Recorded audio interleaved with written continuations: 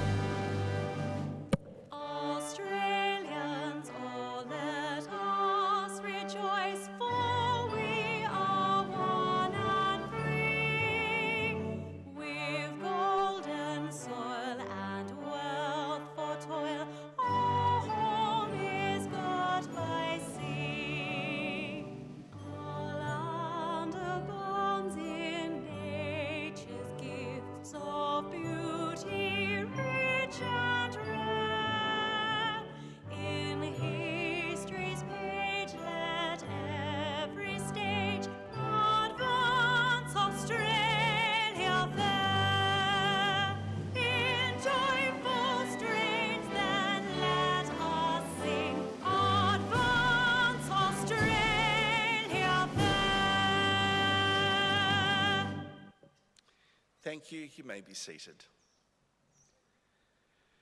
The Australian War Memorial was the vision of Charles Bean, Australia's First World War official historian.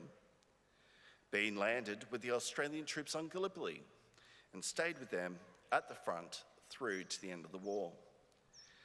The idea of this national memorial and museum came to him at Pozières, France, in the depths of the bloody fighting of 1916.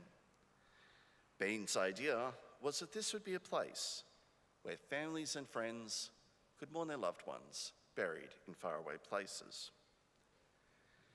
It would also be a place that could help all Australians understand what these men and women had endured and what they had done for us. Bean's vision, to which we remain true, is best expressed as inscribed in the entrance to the memorial's galleries. Here is their spirit, in the heart of the land they loved, and here we guard the record which they themselves made. Tonight, we'll read the story behind just one of those on the Roll of Honour, which lists the names of more than 103,000 men and women who have given their lives for us in war and on operations for more than a century. But first, we present a lament, Flowers of the Forest. Wreaths or floral tributes will now be laid at the base of the Pool of Reflection.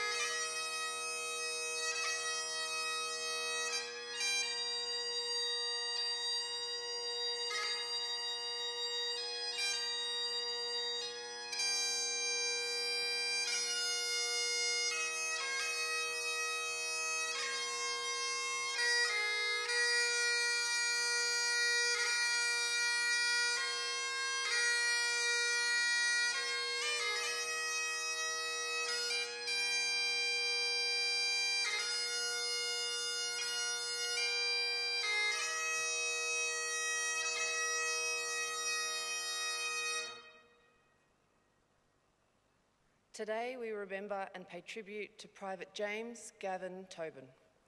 James Tobin was born in Stratford, Victoria on the 18th of September 1922, the son of William and Winifred Tobin. After his schooling, James Tobin went on to work as a railway employee and in October 1938 enlisted in the militia, parading part-time with the 37th Battalion. With the coming of the Second World War, militia members were called up to undertake periods of continuous training. Having been promoted to corporal in February 1941, Tobin was called up for full-time duty in late October and went into camp at Seymour.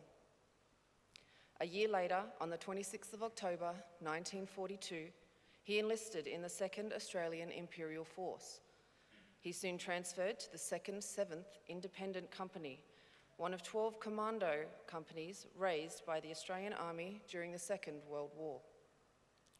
They were known as independent companies because they were intended to act independently of higher command, carrying out tasks such as raiding, sabotage, and subversion. As the war continued, they would take part in guerrilla operations, such as stay-behind, long-range penetration, and reconnaissance. With his training complete, Tobin embarked on the troop ship Katoomba in Townsville on the 17th of February 1943, bound for active overseas service. He finally joined the 2nd 7th Independent Company in June 1943.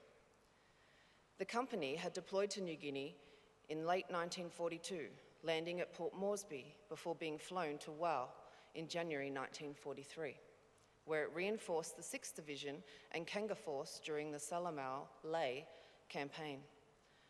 By the time Private Tobin joined the company, it had been relieved by the 2nd 7th Battalion, before being flown to Benna in the Bismarck Ranges of New Guinea. There it became part of Benna Force, tasked with protecting an isolated airfield against the advancing Japanese. During June and July, observation posts were established in the region, patrols were sent out and infrastructure was built with the help of labour from the Australian New Guinea Administrative Unit. Native New Guineans were forced to construct a new airstrip at Goroka, which drew some complaints from the men about the way they were treated. Enemy aircraft bombed and strafed the airfield, but by early July it was ready for use. 2 American P-38 Lockheed Lightning fighter aircraft landed on the airstrip on the 8th of July and went on to engage enemy fighters. Private James Tobin, however, would not be there to enjoy the accomplishment, having been killed in action on the 7th of July 1943. He was 20 years old. Today, his remains lie buried in Lay War Cemetery, underneath the inscription chosen by his grieving family, "Forever we'll remember, dear son." His name is listed on the Roll of Honour to my left among almost 40,000 Australians who died while serving in the Second World War. A photograph of his name on a memorial plaque is displayed today by the Pool of Reflection. This is but one of many stories of service and sacrifice told here at the Australian War Memorial. We now remember Private James Gavin Tobin, who gave his life for us, for our freedoms, and in the hope of a better world.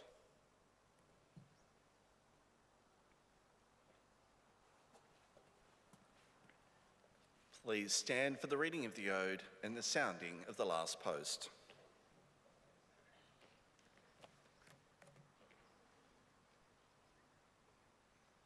They shall grow not old, as we that are left grow old. Age shall not weary them, nor the years condemn. In the going down of the sun, we will remember them.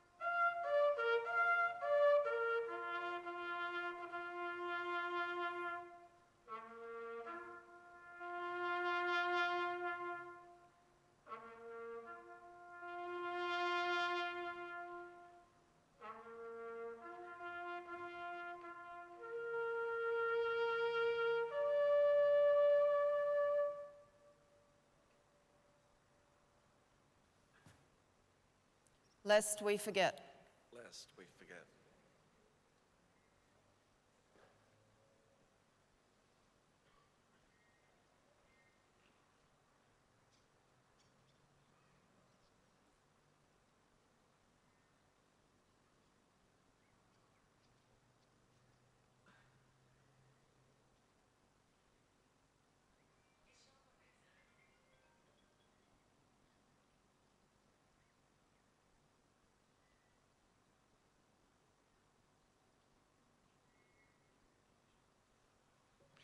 We leave you this evening with the words of the memorial's founder, Charles Bean. Many a man lying out there at Pozières or in the low scrub of Gallipoli, with his poor, tired senses barely working through the fever of his brain, has thought in his last moments, well, it's over. But in Australia, they will be proud of this. Ladies and gentlemen, girls and boys, that concludes the last post ceremony. On behalf of the director, staff and volunteers, thank you for visiting the Australian War Memorial today and for your continued support during the memorial's development project. We wish you all a very pleasant evening. Thank you.